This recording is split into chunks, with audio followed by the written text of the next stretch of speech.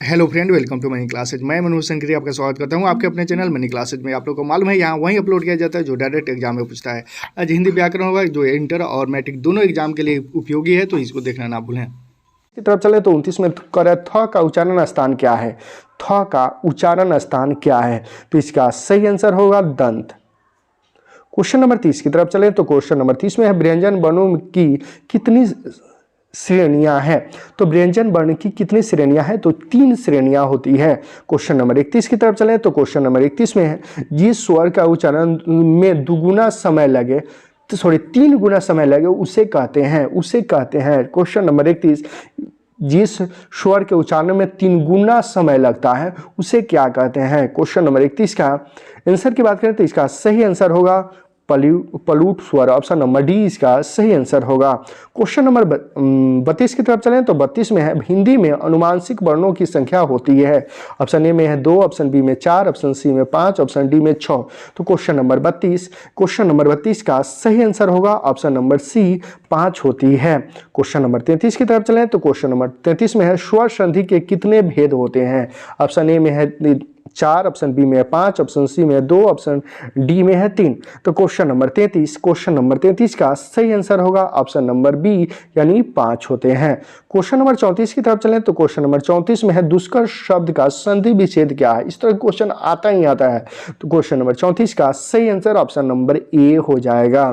Question number 35 में य, र, ल, व कौन व्यंजन कहलाते हैं। तो क्वेश्चन नंबर 35 जो आपकी स्क्रीन पर है, क्वेश्चन नंबर 35 का सही आंसर ऑप्शन नंबर डी हो जाएगा, अंत सत व्यंजन। क्वेश्चन नंबर 36 की तरफ चलें तो 36 में है निम्न में से कौन शुद्ध शब्द है। शुद्ध शब्द। तो क्वेश्चन नंबर 36 का सही आंसर की बात करें तो ऑप्शन नंबर डी उपयुक्त शुद्ध शब्द है। क्वेश्चन नंबर 37 की तरफ चलें तो 37 में मनुज शब्द में उपसर्ग क्या है। क्वेश्चन नंबर 37 ऑप्शन ए में है म, ये नहीं होगा, फिर ए भी नहीं होगा, बी भी नहीं होगा, सी मन, ये तो नहीं होगा। Question number 37 Manu. Option number D इसका सही आंसर होगा। क्वेश्चन नंबर 38 की तरफ चलें तो क्वेश्चन नंबर 38 में कह रहा निम्न चिन्हों के में प्रश्नवाचक चिन्ह कौन है। प्रश्नवाचक चिन्ह। क्वेश्चन नंबर 38 जो आपकी स्क्रीन पर है, आपको मालूम ही होगा प्रश्नवाचक चिन्ह कौन होता है, तो ये होता है। तो ऑप्शन नंबर ए इसका सही आंसर होगा। क्वेश्चन नंबर 39 की तरफ चलें तो क्वेश्चन नंबर 39 में संज्ञा के कितने भेद होते हैं। तो आपको मालूम ही होगा, ऑप्शन ए में 4 कर, ऑप्शन बी में 5, ऑप्शन बी में सी में 6, ऑप्शन डी में 7। तो संज्ञा के 5 भेद होते हैं, आपको मालूम ही होगा। तो ऑप्शन नंबर बी इसका सही आंसर होगा। कौन कौन, तो जातिवाचक, व्यक्तिवाचक, भाववाचक, समूहवाचक, द्रव्यवाचक।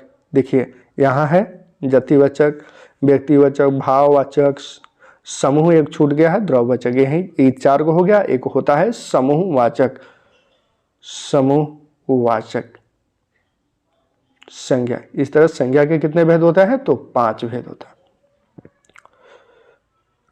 क्वेश्चन नंबर 40 में है आर्यावर्त शब्द कौन संज्ञा है। ऑप्शन ए में जातिवाचक, ऑप्शन बी में व्यक्तिवाचक, भाववाचक, ऑप्शन सी में व्यक्तिवाचक, ऑप्शन डी में द्रव्यवाचक। तो क्वेश्चन नंबर 40 का सही आंसर ऑप्शन नंबर सी होगा, व्यक्तिवाचक। क्वेश्चन नंबर 41 की तरफ चलें तो क्वेश्चन नंबर 41 में है शब्द की जाति को क्या कहते हैं। ऑप्शन ए में क्रिया, ऑप्शन बी में समास, ऑप्शन बी में सर्वनाम, ऑप्शन डी में लिंग। तो क्वेश्चन नंबर 41 का सही आंसर की बात करें तो ऑप्शन नंबर ए इसका। आप लोग इसको कमेंट करें, थोड़ा सा आप लोग भी कमेंट करें कि क्या सही है क्या गलत है। तो क्वेश्चन नंबर 42 की तरफ चलें तो क्वेश्चन नंबर 42 में शक्ति शब्द कौन लिंग है। ऑप्शन ए में स्त्रीलिंग, ऑप्शन बी में पुल्लिंग, ऑप्शन सी में उभयलिंग, ऑप्शन डी में इनमें से कोई नहीं। तो क्वेश्चन नंबर 42 का सही आंसर होगा ऑप्शन नंबर ए, स्त्रीलिंग। शक्ति शब्द कौन लिंग है, तो स्त्रीलिंग है। क्वेश्चन नंबर 43 में कह रहा है जिन विकारी शब्दों से एक अर्थ या एक व्यक्ति का बोध हो उसे कहते हैं। उसे क्या कहते हैं, आपको मालूम ही होगा। ऑप्शन ए में बहुवचन, ऑप्शन बी में एक वचन, ऑप्शन सी में 2 वचन, ऑप्शन डी में इनमें से कोई नहीं। क्वेश्चन नंबर 43 जो आपकी स्क्रीन पर है, तो क्वेश्चन नंबर 43 का सही आंसर ऑप्शन नंबर डी, इनमें से कोई नहीं, डी नहीं होगा। कह रहा है किसी एक जिस विकारी शब्द से एक पदार्थ या व्यक्ति का बोध होता है उसे एक वचन कहते हैं। इसका आंसर आप लोग कमेंट कीजिएगा क्या होता है। क्वेश्चन नंबर 44 में कारक के कितने भेद होते हैं? ऑप्शन ए में 7, ऑप्शन बी में 8, ऑप्शन सी में 5, ऑप्शन डी में 4। तो क्वेश्चन नंबर 44 का सही आंसर होगा ऑप्शन नंबर ए, कर्ता, कर्म, कारण, सप्रदान, अप्रदान। ये तो मालूम ही होगा, ये कारक के भेद होते हैं। ये VBI क्वेश्चन है, आएगा ही आएगा, आपका नॉन हिंदी हो या हिंदी हो, इसमें आता ही आता है ये हिंदी व्याकरण। तो क्वेश्चन नंबर 45 में को के लिए किस कारक का विभक्ति है? यही कारक से ही है, ये भी कारक से ही है। कारक पढ़ लीजिएगा, तो ऐसे सब्जेक्टिव हम पढ़ा चुके हैं, वीडियो प्ले लिस्ट में है, वहां से आप देख लीजिएगा। यहाँ से सभी हिंदी व्याकरण के क्वेश्चन आपका बन जाएगा। ऑप्शन की बात करें तो ऑप्शन ए में है आपादान कारक, ऑप्शन बी में संबंध कारक, ऑप्शन सी में संप्रदान, ऑप्शन डी में संबोधन कारक। तो क्वेश्चन नंबर 45 का सही आंसर ऑप्शन नंबर सी होगा, संप्रदान कारक। क्वेश्चन नंबर 46 की तरफ चलें। क्वेश्चन नंबर 46 में है शिकारी ने बाघ मारा किस कारक का उदाहरण है? क्वेश्चन नंबर 46, शिकारी ने बाघ मारा किस कारक का उदाहरण है? तो ये कर्म नामक कारक का उदाहरण है।